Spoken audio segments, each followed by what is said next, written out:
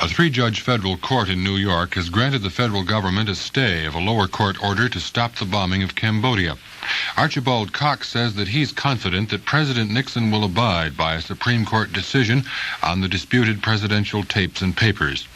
John Ehrlichman has given some details to the Senate Watergate Committee of a spy plot against Senator Edmund Muskie in last year's pre-convention presidential campaign. Following our news report this noon, live from the National Press Club in Washington, Senator Lowell Weicker, Republican of Connecticut, a member of the Senate Watergate Committee, will talk to the reporters and answer their questions. That coming up in just 29 minutes. The news is brought to you with the financial assistance of the Corporation for Public Broadcasting and the Catholic Aid Fraternal Life Insurance Association. This is Marvin Granger reporting.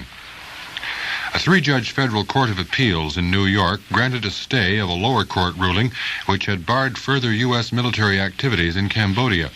The action came this morning just 5 hours before the lower court ruling was to take effect at 4 o'clock New York time this afternoon. The panel deliberated only 10 minutes and set a hearing for August 13th in Manhattan Federal Court. On Wednesday of this week, Brooklyn Federal Court Judge Orrin Judd is his name, declared U.S. military operations in Cambodia to be unconstitutional and unlawful, and he ordered them to stop today at 4 o'clock, as I said. Judd also issued a permanent injunction against the Defense Department and the Air Force, barring them from any military activities, which include bombing, in Cambodia. Judge Wilfred Feinberg said this morning that the federal government's arguments meet the traditional test for granting a stay. He said that if either side in a dispute wants to further accelerate the matter, they can file motions next week. The hearing date of August 13th falls just 2 days before the administration has agreed, with Congress, that it will halt all bombing in Cambodia anyway.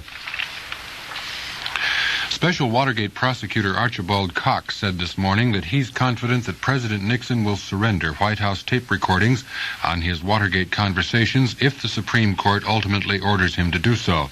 Cox said that he could not envision any circumstance in which the court would not make a definitive judgment in the case if called upon to do so. Quoting Cox, "Our history has been one of our presidents complying with constitutional decisions of the courts. I don't assume this president will do anything different than his predecessors," unquote.